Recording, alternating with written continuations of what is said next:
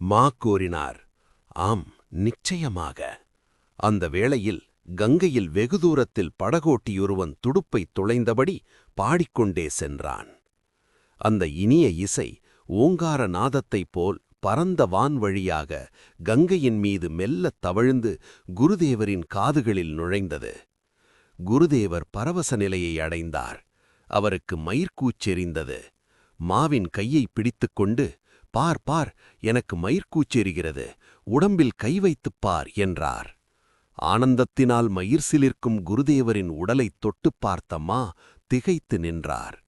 ஆனந்த திருமேனி, எந்த இறைவன் ஊடும் பாவும் போல் விண்ணிலும் மண்ணிலும் நிறைந்திருப்பதாக உபநிடதம் பேசுகிறதோ அதே இறைவன் நாத வடிவில் குருதேவரின் திருமேனியை தீண்டிவிட்டாரா? இதுதான் சப்த பிரம்மமா? சிறிது நேரம் கழிந்தது. குருதேவர் மீண்டும் பேசத் தொடங்கினார். ஸ்ரீராமகிருஷ்ணர் கேட்டார், இங்கு வருபவர்கள் எல்லாம் நல்ல இயல்பு படைத்தவர்கள். நீ என்ன சொல்கிறாய்? மா கூறினார், ஆமாம் சுவாமி. ஸ்ரீராமகிருஷ்ணர் கூறினார், அதர் நல்ல இயல்பு கொண்டவர். மா கூறினார், அதைச் சொல்லவும் வேண்டுமா? ஸ்ரீராமகிருஷ்ணர் கூறினார், கள்ளங்கபடமற்ற தன்மை வந்துவிட்டால் இறைவனை எளிதில் அடையலாம். நல்ல வழி, தீய வழி என்று இரு வழிகள் உள்ளன. நல்ல வழியில் செல்ல வேண்டும். மா கூறினார், ஆமாம் சுவாமி. நூலில் ஓர் இழை பிரிந்திருந்தாலும் அது ஊசியின் காதில் நுழையாது.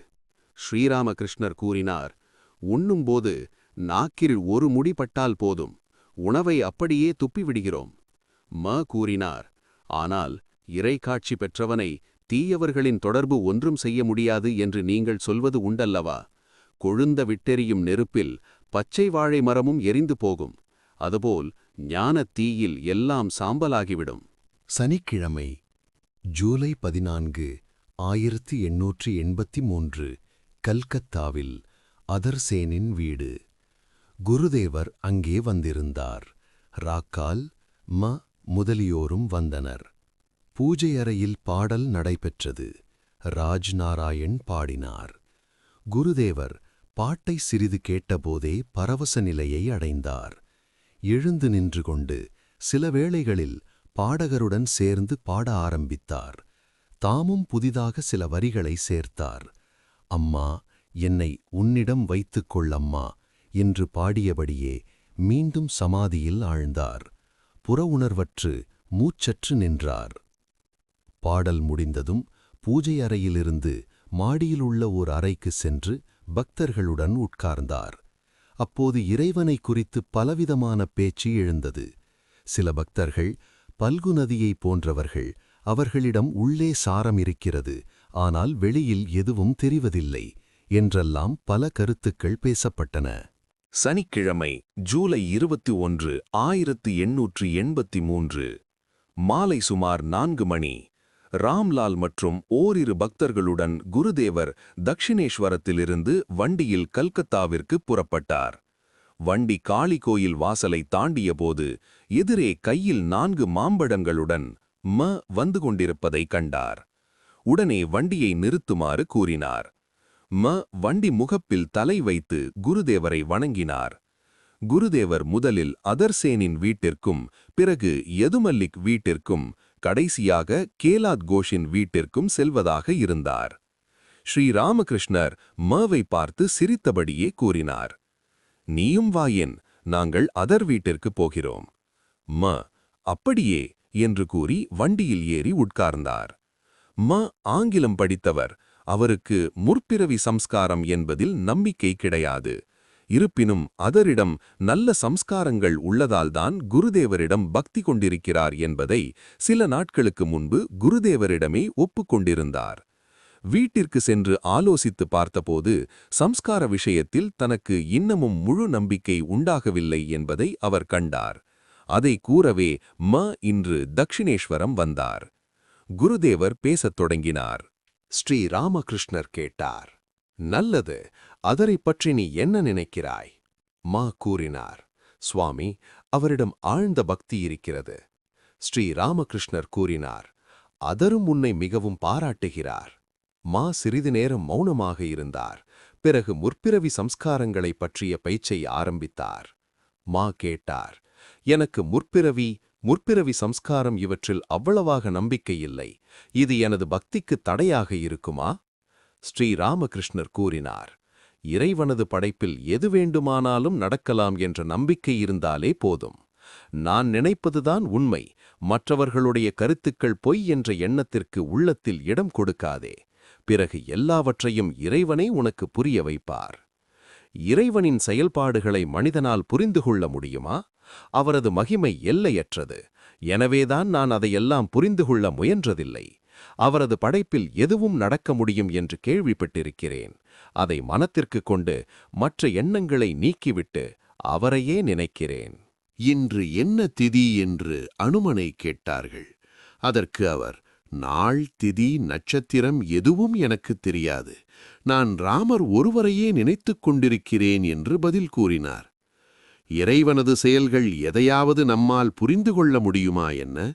அவர் நமக்கு அருகில்தான் இருக்கிறார், ஆனால் அறிந்து கொள்ள முடிவதில்லை. கிருஷ்ணர் இறைவனே என்பதை பலராமர் அறியவில்லை. மா கூறினார், உண்மைதான் சுவாமி, பீஷ்மரை பற்றியும் நீங்கள் கூறியிருக்கிறீர்கள். ஸ்ரீ ராமகிருஷ்ணர் கூறினார், ஆமாம், என்ன சொன்னேன், சொல் பார்க்கலாம்.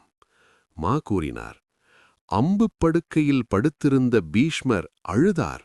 அதைக் கண்ட பாண்டவர்கள் ஸ்ரீ கிருஷ்ணரிடம், இது என்ன ஆச்சரியம், நமது பிதாமகர் எவ்வளவு பெரிய ஞானி, இருந்தும் மரணத்தை நினைத்து அழுகிறாரே என்றார்கள்.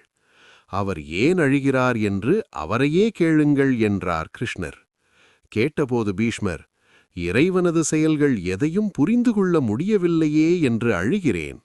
ஓ கிருஷ்ணா, நீ பாண்டவர்களுடன் எப்போதும் இருக்கிறாய். இவர்களை ஒவ்வோர் ஆபத்திலிருந்தும் காப்பாற்றுகிறாய். இருந்தாலும் இவர்களுடைய துன்பத்திற்கு முடிவே இல்லையே, அதை எண்ணித்தான் அழுகிறேன் என்றார். ஸ்ரீ ராமகிருஷ்ணர் கூறினார், பகவான் தமது மாயையால் எல்லாவற்றையும் மூடி வைத்திருக்கிறார். நாம் எதையும் அறிந்து கொள்ள அவர் விடுவதில்லை. காமினி காஞ்சனம்தான் மாயை. இந்த மாயையை அகற்றிவிட்டு பார்ப்பவர்களுக்கே அவரை காண முடியும். நான் இதை ஒருவருக்கு விளக்கிக் கொண்டிருக்கும் போது எம்பெருமான் திடீரென்று எனக்கு ஒரு அற்புத காட்சியை காட்டினார். காமார்புக்கூரில் உள்ள ஒரு குளம். அதில் ஒருவன் பாசியை கையினால் அகற்றிவிட்டு தண்ணீர் குடித்துக் கொண்டிருந்தான். தண்ணீர் பளிங்கை போல் தெளிவாக இருந்தது. மாயை என்னும் பாசியால் சச்சிதானந்தம் மூடப்பட்டிருப்பது எனக்கு இப்படி காட்டப்பட்டது. பாசியை அகற்றுபவன் தண்ணீர் குடிக்க முடியும். கவனமாகக் கேள், உனக்கொரு ரகசியம் கூறுகிறேன். ஒருமுறை சவுக்கு மரத்தோப்பில் வெளிக்குப் போய்க் கொண்டிருந்தேன். அப்போது ஒரு அறையின் கதவைப் போன்ற ஒரு காட்சி தோன்றியது. அறையினுள் என்ன இருக்கிறது என்று பார்க்க முடியவில்லை. கத்தியால் கதவில் துளை செய்ய முயன்றேன், முடியவில்லை. துளையிட மண் விழுந்து அதனை மூடிக்கொண்டது. கடைசியில் ஒரு துளை உண்டாயிற்று. இதை கூறிவிட்டு குருதேவர் மௌனமாக இருந்தார். மறுபடியும் பேச ஆரம்பித்தார். இவை மிக உயர்ந்த கருத்துக்கள். பார்த்தாயா, யாரோ என் வாயை புத்துவது போல் உள்ளது.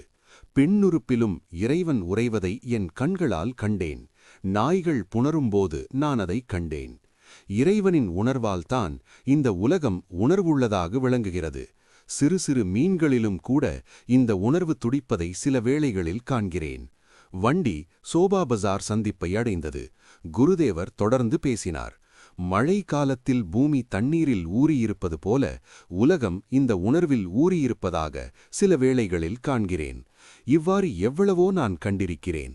ஆயினும் எனக்கு அகங்காரம் வருவதில்லை. சிரித்துக்கொண்டே கேட்டார், உங்களுக்காவது அகங்காரமாவது? ஸ்ரீ ராமகிருஷ்ணர் கூறினார், கடவுள் மீது ஆணை, எனக்கு அகங்காரம் சிறிதுமில்லை. மகாமதா அவர்கள் கூறினார், கிரீஸ் நாட்டில் ஒரு மனிதர் இருந்தார். அவரது பெயர் சாக்ரட்டீஸ். மனிதர்களில் அவரே அறிவாளி என்று அசரீரி கேட்டது. அவர் திகைத்துப் போனார். நீண்ட நேரம் தனிமையில் அமர்ந்து சிந்தித்து அதை புரிந்து கொண்டார். பிறகு தமது நண்பர்களிடம், எனக்கு ஒன்றும் தெரியாது என்பதை நான் மட்டுமே அறிந்திருக்கிறேன். ஆனால் மற்ற ஒவ்வொருவரும் தான் பெரிய அறிவாளி என்று நினைக்கிறார்கள். உண்மையில் எல்லோரும் அறிவற்றவர்கள் என்று கூறினார். ஸ்ரீ ராமகிருஷ்ணர் கூறினார், இங்கே இவ்வளவு பேர் வருமளவிற்கு எனக்கு என்ன தெரியும் என்று நான் சில வேளைகளில் நினைப்பதுண்டு. வைஷ்ணவ சரண் பெரிய பண்டிதர். அவர் என்னிடம், நீங்கள் கூறுகின்றவையெல்லாம் சாஸ்திரத்தில் உள்ளன, இருந்தும் உங்களிடம் ஏன் வருகிறேன் தெரியுமா? அவற்றை உங்கள் வாயால் கேட்பதற்காகத்தான் என்று கூறுவார். மா கூறினார், உங்கள் வார்த்தைகள் எல்லாம் சாஸ்திரத்துடன் பொருந்தியிருக்கின்றன. அன்று பாணிஹாட்டியில் நவத்வீப் கோஸ்வாமியும் இதைத்தான் சொன்னார். கீதா கீதா என்று திரும்ப திரும்ப கூறினால் தியாகி தியாகி என்று வருகிறது என்று நீங்கள் சொன்னீர்கள். ஆனால் உண்மையில் தாகி என்றுதான் வரும். ஆனால் தாகி என்றாலும் தியாகி என்றாலும் ஒரே பொருள்தான். தக் என்ற மூல சொல்லிலிருந்துதான் தாகி என்ற வார்த்தையும் வருகிறது என்று கோஸ்வாமி கூறினார். ஸ்ரீராமகிருஷ்ணர் கேட்டார், பண்டிதரையோ துறவியையோ அல்லது வேறு யாரையுமோ என்னுடன் ஒப்பிட முடியுமா? மா கூறினார், உங்களை இறைவன் தமது கைகளாலேயே உருவாக்கியிருக்கிறார். மற்றவர்களை எந்திரத்தின் மூலம் படைத்திருக்கிறார். ஸ்ரீராமகிருஷ்ணர் சிரித்தவாறு ராம்லால் முதலியவர்களிடம் கூறினார், இவன் என்ன சொல்கிறான் கேட்டீர்களா? குருதேவர் சிறிது நேரம் சிரித்தார். கடைசியில், இறைவன் மீது ஆணை, என்னிடம் சிறிது கூட அகங்காரம் கிடையாது என்றார்.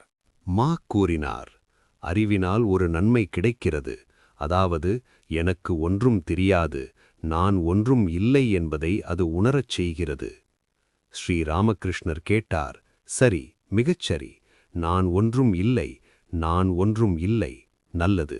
ஆங்கில வானயியலில் உனக்கு நம்பிக்கை உண்டா? மா கூறினார், அவர்களுடைய நியதிகளின் உதவியுடன் புதியவற்றை கண்டுபிடிக்கலாம். யுரேனஸ் என்ற கிரகத்தின் தாறுமாறான போக்கைக் கண்டு தொலைநோக்கி வழியாக ஆராய்ந்தபோது நெப்டியூன் என்ற புதிய கிரகத்தை கண்டுபிடித்தனர். மேலும் கிரகணத்தைப் பற்றியும் முன்கூட்டியே அறிய முடிகிறது. ஸ்ரீராமகிருஷ்ணர் கூறினார், ஆம், அது உண்மைதான். வண்டி அதரின் வீட்டை நெருங்கிக் கொண்டிருந்தது. குருதேவர் மாவிடம், எப்போதும் உண்மையில் நிலைத்து நில், அப்போது இறையனுபூதி நிச்சயம் என்று கூறினார். மா கூறினார், எம்பெருமானே, நான் உன்னை விரும்புகிறேன். உலகை மயக்கும் உன் மாயையில் என்னை மூழ்கடிக்காதே. நான் உன்னையே விரும்புகிறேன் என்று பிரார்த்திக்குமாறு நீங்கள் நவத்வீப் கோஸ்வாமியிடம் சொன்னீர்கள். ஸ்ரீ ராமகிருஷ்ணர் கூறினார், ஆமாம், மனத்தின் ஆழத்திலிருந்து இதைச் சொல்ல வேண்டும். குருதேவர் அதர்சேனின் வீட்டை அடைந்தார். ராம்லால், மா, அதர் மற்றும் ஓரிரு பக்தர்களுடன் அதரின் விருந்தினர் அறையில் சென்று உட்கார்ந்தார். அந்த பகுதியைச் சேர்ந்த சிலரும் அவரை காண வந்திருந்தனர்.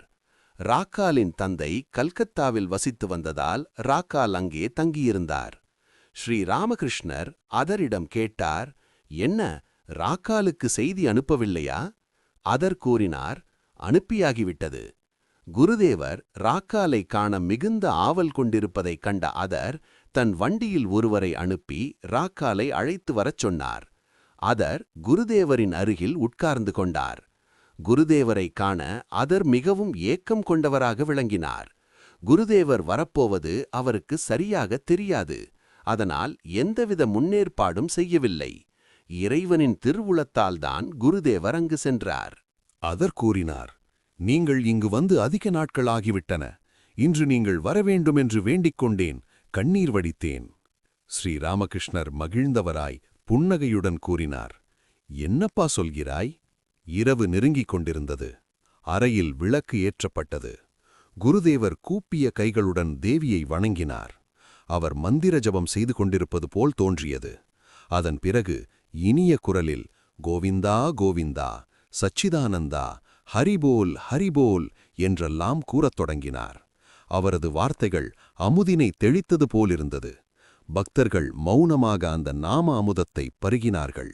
குருதேவர் மாவிடம் கூறினார், இதைக் கேள், இதைத்தான் உருவமற்ற சச்சிதானந்த தரிசனம் என்பார்கள்.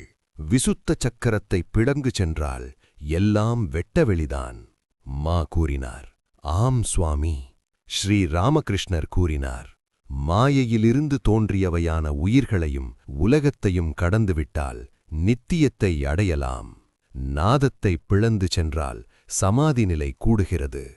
ஓங்கார சாதனை செய்யச் செய்ய நாதத்தை பிளந்து செல்லலாம். பிறகு சமாதி நிலை ஏற்படுகிறது. குருதேவருக்கு பழம், இனிப்பு முதலியவற்றை வழங்கினார் அதர். இன்று யதுமல்லிக்கின் வீட்டிற்குப் போக வேண்டும் என்று கூறினார் குருதேவர். குருதேவர் யதுமல்லிக்கின் வீட்டை அடைந்தபோது எங்கும் நிலவின் ஒளி பரவிவிட்டிருந்தது. முதலில் சிம்மவாகினி தேவியை தரிசிக்க பூஜையறைக்கு அவர் சென்றார். பக்தர்களும் உடன் சென்றனர்.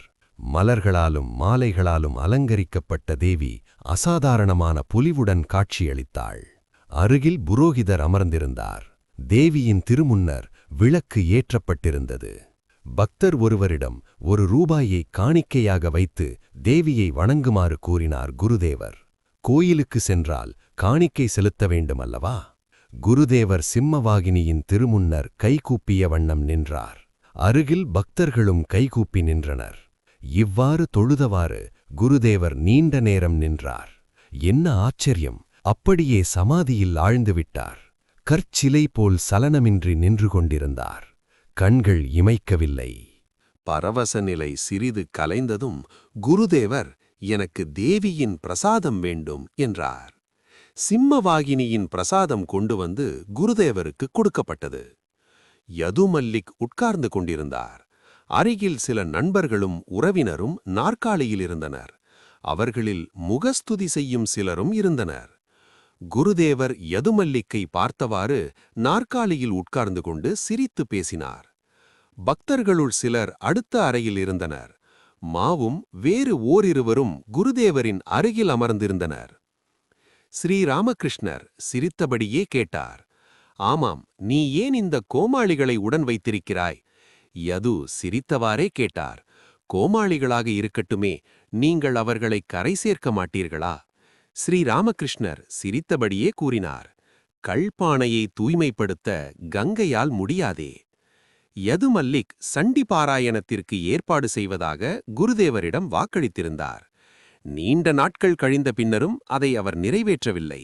ஸ்ரீராமகிருஷ்ணர் கேட்டார், என்னப்பா, சண்டி பாராயணம் என்னவாயிற்று? யது கூறினார், பல வேலைகள், இதுவரை ஏற்பாடு செய்ய முடியவில்லை. ஸ்ரீராமகிருஷ்ணர் கேட்டார், அதெப்படி? ஆண்மகனுக்கு ஒரு வாக்கு அல்லவா? ஆணின் வார்த்தையும் யானையின் தந்தமும் ஒன்று போல். ஆண்மகனுக்கு ஒரு வாக்கு, என்ன சொல்கிறாய்? யது சிரித்துக் கொண்டே கூறினார், அதென்னவோ உண்மைதான். ஸ்ரீராமகிருஷ்ணர் கூறினார், நீ தந்திரமான மனிதன், கணக்கு பார்த்து செலவு செய்கிறாய். பிராமணனின் பசுபோல் குறைவாக தீனி தின்ன வேண்டும், அதிகமாக சாணம் போட வேண்டும், குடம் குடமாக பாலும் கறக்க வேண்டும். எல்லோரும் சிரித்தனர். சிறிது நேரத்திற்குப் பிறகு குருதேவர் யதுவிடம் கூறினார், எனக்கு புரிந்துவிட்டது. நீ ராம்ஜீவன்பூரிலுள்ள சிலையைப் போன்றவன். பாதி சூடு, பாதி குளிர். கடவுளையும் நேசிக்கிறாய், உலகையும் விரும்புகிறாய். பிறகு குருதேவர் ஓரிரு பக்தர்களுடன் யதுவின் வீட்டில் இனிப்பு, பழம், பால் முதலியவற்றை உட்கொண்டார். பின்னர் கேலாத் கோஷின் வீட்டிற்குச் சென்றார். குருதேவர் கேலாத் கோஷின் வீட்டிற்குச் சென்றபோது இரவு 10 மணி இருக்கும். வீடும் வீட்டின் பெரிய முற்றமும் விண்ணில் உலவும் விண்ணிலவின் ஒளியில் குளித்துக் கொண்டிருந்தது. வீட்டில் சென்றதும் குருதேவர் பரவச நிலை அடைந்தார். அவருடன் ராம்லால், மா, இன்னும் சில பக்தர்களும் இருந்தனர். அது பல கட்டுக்களைக் கொண்ட ஒரு வீடு. மாடியில் வராந்தா வழியாக சிறிது தூரம் தெற்கே சென்று கிழக்கே திரும்பி பிறகு வடக்காக கொஞ்ச தூரம் சென்றால் வீட்டின் உட்பகுதியை அடையலாம். வீட்டின் இந்த பகுதிக்கு வந்தால் பெரிய அறைகளும் முன்பக்கம் ஒரு நீண்ட வராந்தாவும் உள்ளது. ஆள் நடமாட்டம் இல்லாமல் இவை வெறிச்சோடி கிடந்தன. குருதேவரை வடகிழக்கில் உள்ள ஓர் அறையில் உட்கார வைத்தனர். அவர் இன்னும் பரவச நிலையிலேயே இருந்தார். அவரை அங்கே அழைத்திருந்த பக்தர் வந்து வரவேற்றார். அவர் ஒரு வைணவர். உடலில் நாமம் முதலிய சின்னங்கள், கையில் ஒரு ஜபமாலை பை. ஆள் சற்று பழமைவாதி, கேலாத் கோஷின் சம்பந்தி. அவ்வப்போது தக்ஷிணேஸ்வரம் சென்று குருதேவரை தரிசித்திருக்கிறார். சில வைணவர்கள் குறுவிய மனப்பான்மை கொண்டவர்கள். அவர்கள் வேதாந்திகளையும் சாக்தர்களையும் நிந்திப்பார்கள். குருதேவர் பேச ஆரம்பித்தார். ஸ்ரீராமகிருஷ்ணர் வைணவ பக்தரையும் மற்ற பக்தர்களையும் பார்த்து கூறினார், என் மதம்தான் உண்மை, மற்றவர்களின் மதம் தவறு. இத்தகைய போக்கு நல்லதல்ல. இறைவன் ஒருவனே, இரண்டல்ல. அவரை பல்வேறு மக்கள் பல்வேறு பெயர்களால் அழைக்கின்றனர். சிலர் காட் என்கின்றனர், சிலர் அல்லாஹ் என்கின்றனர், சிலர் கிருஷ்ணன் என்றும் சிலர் சிவன் என்றும் சிலர் பிரம்மம் என்றும் அழைக்கின்றனர். குளத்தில் தண்ணீர் இருக்கிறது. ஒரு துறையில் வாட்டர் என்கின்றனர், இன்னொரு துறையில் ஜலம் என்கின்றனர், மற்றொரு துறையில் பானி என்கின்றனர். இந்துக்கள் ஜலம் என்கின்றனர், கிறிஸ்தவர்கள் வாட்டர் என்கின்றனர், முகமதியர்கள் பானி என்கின்றனர். ஆனால் பொருள் ஒன்றுதான். மதம் என்றால் வழி. ஒவ்வொரு மதமும் நம்மை இறைவனிடம் அழைத்துச் செல்கின்ற ஒவ்வொரு வழியாகும். பல இடங்களிலிருந்து பாய்ந்து வருகின்ற நதிகள் கடலில் சங்கமமாவது போல். வேதம், புராணம், தந்திரம் எல்லாம் காட்டுவது ஒரே சச்சிதானந்தமே. வேதத்தில் சச்சிதானந்த பிரம்மம், புராணத்தில் சச்சிதானந்த கிருஷ்ணர், சச்சிதானந்த ராமர், தந்திரத்தில் சச்சிதானந்த சிவன். சச்சிதானந்த பிரம்மம், சச்சிதானந்த கிருஷ்ணர், சச்சிதானந்த சிவன். எல்லோரும் அமைதியாக இருந்தனர். வைணவர் கேட்டார், சுவாமி, நாம் ஏன்தான் இறைவனை நினைக்க வேண்டும்?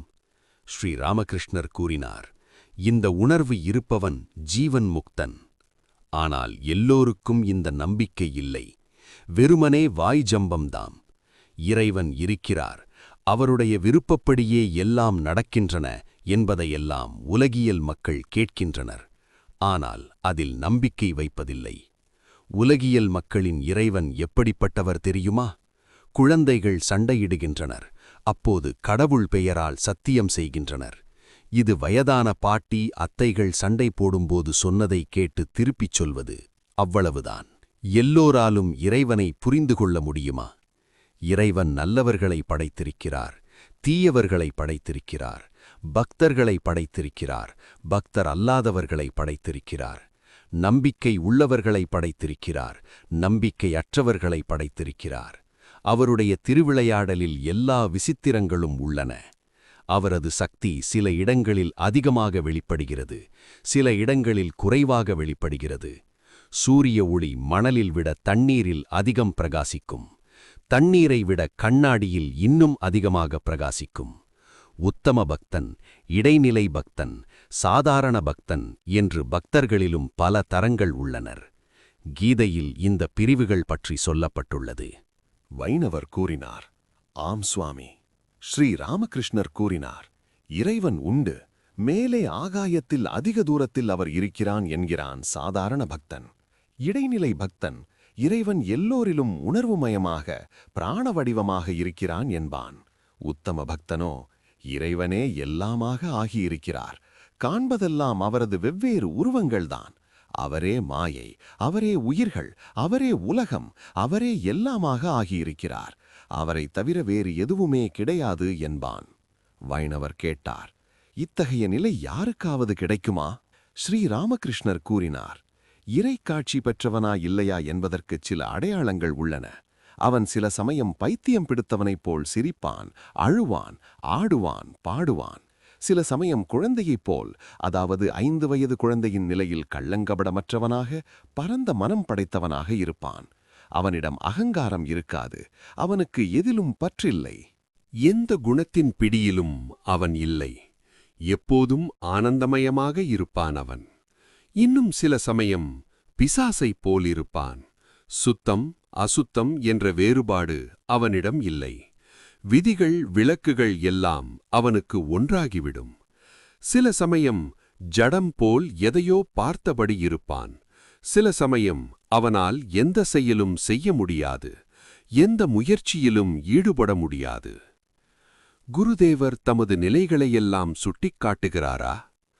ஸ்ரீ ராமகிருஷ்ணர் வைணவ பக்தரிடம் கூறினார், நீ உனது இது ஞானம், நான் எனது இது அஞ்ஞானம். எம்பெருமானே, எல்லாம் செய்பவன் நீ, நான் வெறும் கருவி. உடல், மனம், வீடு, மனைவி, மக்கள், உலகம் எல்லாம் உன்னுடையவை. எதுவும் என்னுடையதல்ல. இதுதான் ஞானம். ஞானமில்லாதவன் இறைவன் அதோ அங்கே வெகு தொலைவில் இருக்கிறார் என்கிறான். ஞானியோ இறைவன் இதோ இங்கே வெகு அருகில் உள்நின்று வழிநடத்துபவராக இதய நடுவில் இருக்கிறார். மேலும் அவரே பல்வேறு உருவங்களையும் தரித்துள்ளார் என்று அறிகிறான். ஞாயிறு ஜூலை 22, 1883 பிற்பகல் 2 மணி. தட்சிணேஸ்வரத்தில் குருதேவரின் அறை. விடுமுறை நாளாதலால் குருதேவரை தரிசிக்க பக்தர்கள் அதிகமாக வந்திருந்தனர். மற்ற நாட்களில் பொதுவாக அவர்களால் வர முடிவதில்லை. அதர், ராக்கால், மா முதலியோர் பிற்பகல் 2 மணி அளவில் ஒரு வாடகை வண்டியில் காளிக் கோயிலுக்கு வந்து சேர்ந்தனர். பகல் உணவிற்குப் பிறகு குருதேவர் சிறிது ஓய்வெடுத்தார். அறையில் மணிமல்லிக் முதலிய பக்தர்கள் இருந்தனர். குருதேவரின் அறைச்சுவர்களில் படங்கள் மாட்டப்பட்டிருந்தன. அவற்றுள் ஒன்று தண்ணீரில் மூழ்கிக் கொண்டிருக்கும் பீட்டரை இயேசுநாதர் கைகொடுத்து தூக்கி காப்பாற்றும் படம். புத்தரின் ஒரு சிறிய கற்சிலையும் அங்கே இருந்தது. குருதேவர் கட்டிலில் வடக்கு நோக்கி அமர்ந்திருந்தார். பக்தர்கள் சிலர் பாயிலும் சிலர் தரையிலும் தடுக்குகளிலும் உட்கார்ந்திருந்தனர்.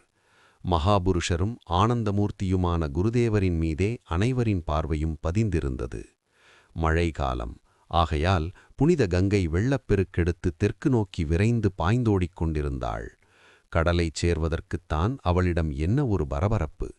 ஓடும் வழியில் இந்த மகாபுருஷருடைய தியான அறையை பார்த்ததும் ஒரே ஒரு முறை தொட்டு வணங்கிவிட்டு ஓடிக்கொண்டிருந்தாள். மணிமல்லிக் 60-65 வயதுடையவர். புராதன பிரம்மசமாஜ பக்தர். சில நாட்களுக்கு முன்பு அவர் காசிக்குப் போயிருந்தார். குருதேவரின் தரிசனத்திற்காக வந்திருந்தார். காசி பற்றி அவர் குருதேவரிடம் சொல்லிக் கொண்டிருந்தார். மணிமல்லி கூறினார், வேறொரு சாதுவையும் கண்டேன். புலன்களை அடக்காவிட்டால் ஒன்றும் நடக்காது. வெறுமனே கடவுளே கடவுளே என்று சொல்வதால் என்ன பயன் என்று அவர் கூறினார். ஸ்ரீராமகிருஷ்ணர் கூறினார், இவர்களுடைய கருத்து என்ன தெரியுமா? முதலில் சாதனை செய்ய வேண்டும். சமம், தமம், திதிக்ஷை எல்லாம் பழக வேண்டும். இவர்கள் நிர்வாண நிலையை அடைய முயல்கின்றனர். இவர்கள் வேதாந்தவாதிகள். பிரம்ம சத்தியம், ஜகத் மித்யை என்று எப்போதும் ஆராய்ச்சியில் ஈடுபடுகிறார்கள். இது கடினமான வழி. உலகம் உண்மையல்ல என்றால் நீயும் உண்மையல்ல. இவ்வாறு சொல்பவனும் உண்மையல்ல. அவனுடைய வார்த்தைகளும் கனவு போன்றவை. இவையெல்லாம் சாதாரண மனத்திற்கு எட்டாத விஷயங்கள். எப்படி தெரியுமா? கற்பூரத்தை கொளுத்தினால் எதுவும் மிஞ்சுவதில்லை. கட்டையை எரித்தால் சாம்பலாவது மிஞ்சும். இறுதியில் ஆராய்ச்சியின் முடிவில் சமாதி நிலை ஏற்படுகிறது. அந்த நிலையில் நான், நீ, உலகம் என்று எது பற்றிய எண்ணமும் இல்லை. பத்மலோச்சனர் பெரிய அறிஞர்.